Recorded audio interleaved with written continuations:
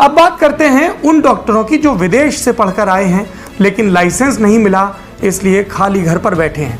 अपने देश से हर साल करीब 15 से 20 हजार स्टूडेंट मेडिकल की पढ़ाई के लिए चीन, नेपाल, रूस, यूक्रेन, किर्गिस्तान और कजाकिस्तान जैसे देशों में जाते हैं।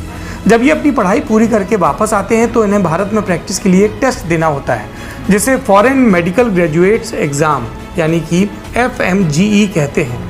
बिना इसे पास किए ये मेडिकल छात्र डिग्री होने के बावजूद भारत में प्रैक्टिस नहीं कर सकते। ऐसे समय में जब हम इतनी बड़ी महामारी से जूझ रहे हैं, डॉक्टर्स की भारी संख्या में ज़रूरत है, फॉरेन मेडिकल ग्रेजुएट्स ये मांग कर रहे हैं कि उन्हें भी कोरोना के खिलाफ लड़ाई में शामिल किया जाए।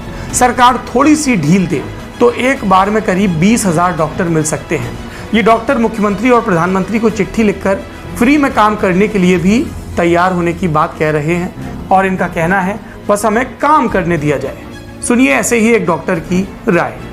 नमस्कार, मेरा नाम सूरज कुमार है। मैं यूक्रेन से MBBS 5th ईयर का छात्र हूँ। बताना चाहता हूँ कि हर साल भारत देश से लगभग 20 से 25 हज़ार विदेश में MBBS करने के लिए जाते हैं। 6 साल वहाँ कोर्स करने के पश्चात वो भारत आते हैं। उन्हें एक एग्ज़ाम देना पड़ता है जिसका नाम है FMGE।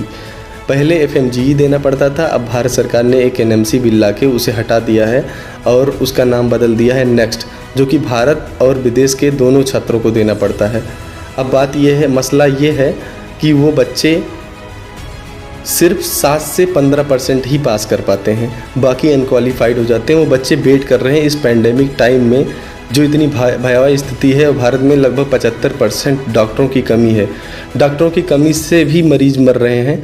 इसलिए मैं चाहता हूं कि भारत सरकार उन्हें ग्रेड मार्क देके या उन्हें ये FMG स्क्रैप करके उन्हें मौका दे, जिससे वो भारत देश को सर्व कर पाएँ।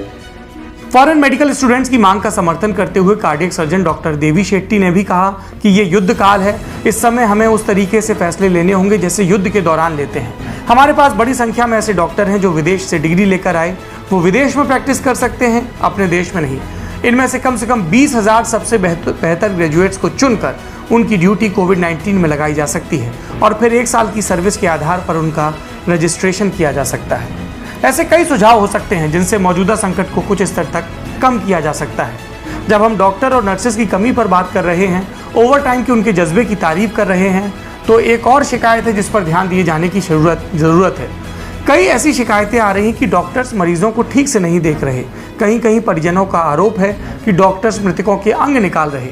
ऐसे आरोपों की पुष्टि का हमारे पास कोई आधार नहीं, लेकिन अस्पताल प्रशासन को परिजनों की ऐसी आशंका दूर करनी चाहिए और डॉक्टर्स को भी अपने प्रोफेशन पर कोई दाग नहीं लगने देना चाहिए। तो आज हमने आपको अपने शो में बताया कि किस तरह से नीट की तैयारी कर रहे डॉक्टर्स को जल्दी से ऑनलाइन एग्जाम करवा के और जो विदेश से पढ़कर आए हैं डॉक्टर्स, उनको सिस्टम में कोऑप्ट करके कोविड के खिलाफ हमारी लड़ाई को मजबूत किया जा सकता है। हम आगे भी डॉक्टरों के और नर्सेस के मोर्चे पर जो इश्यूज़ हैं उनके बारे में आपको लगातार बताते रहेंगे। आज के लल्लन टॉप शो में इतना ही। अपना और अपनों का ख्याल रखिए। शुभ रात्रि।